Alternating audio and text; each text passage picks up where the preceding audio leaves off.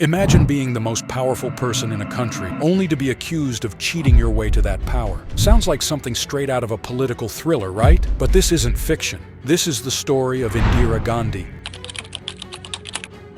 India's first and only woman prime minister, and the court case that nearly brought her down. This is the case of Indira Gandhi versus Raj Narain, a case that shook the foundations of Indian democracy and led to one of the darkest periods in Indian history. Indira Gandhi was no ordinary politician. As the daughter of Jawaharlal Nehru, India's first prime minister, politics was in her blood. She became prime minister in 1966, and by the time of the 1971 general elections, she was incredibly popular, thanks to her strong leadership during the Bangladesh Liberation War.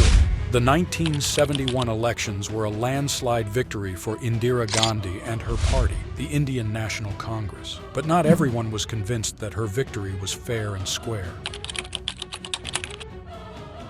Raj Narain, a political firebrand who stood against Indira Gandhi in the 1971 elections from the Raye Bareli constituency in Uttar Pradesh. Raj Narain was sure he would win, but when the results came in, Indira Gandhi had won by a huge margin. But Raj Narain didn't just accept defeat. He was convinced that something wasn't right, and he decided to take the battle from the ballot box to the courtroom. He filed a petition in the Allahabad High Court, accusing Indira Gandhi of electoral malpractice.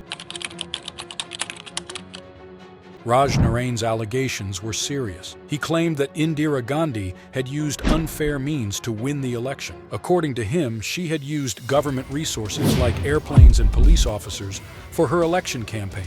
He also accused her of bribing voters with liquor and saris. These actions, if proven true, were clear violations of the election laws. Raj Narain argued that Indira Gandhi had abused her power as prime minister to gain an unfair advantage in the elections.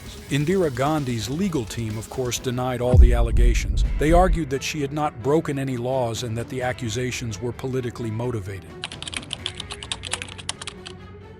The trial went on for nearly 4 years, and on June 12, 1975, the Allahabad High Court delivered its verdict. The judge, Justice Jagmohan Lal Sinha, found Indira Gandhi guilty of 2 of the charges: using the services of a government officer during the election and using government resources for her campaign. The punishment? Indira Gandhi was unseated as prime minister, and she was banned from holding any elected office for 6 years. This was unprecedented, a sitting prime minister being found guilty and removed from office by the judiciary. The verdict sent shockwaves across the country, but what happened next would change India's history forever. Indira Gandhi refused to step down and instead advised the President of India to declare a state of emergency. On June 25, 1975, the emergency was declared, giving Indira Gandhi near absolute power. Civil liberties were suspended, opposition leaders were jailed, and the press was heavily censored. For 21 months, India was under the grip of the emergency, a period often described as one of the most controversial and dark chapters in Indian democracy. It wasn't until 1977 that the emergency was lifted and fresh elections were called. But democracy had the last word. In the 1977 elections, the people of India voted overwhelmingly against Indira Gandhi, leading to her first major defeat. Raj Narain, the man who had started it all, won the Raye Bareli seat, defeating Indira Gandhi.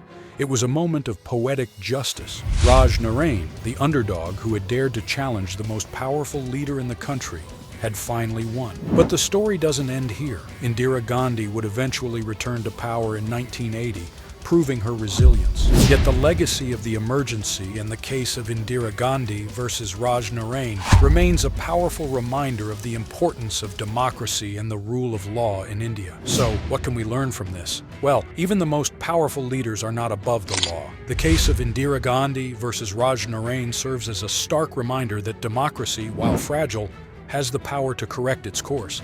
And in the end, it's the voice of the people that truly matters. Thanks for watching. If you found this story fascinating, don't forget to like, share, and subscribe for more deep dives into the moments that shaped history.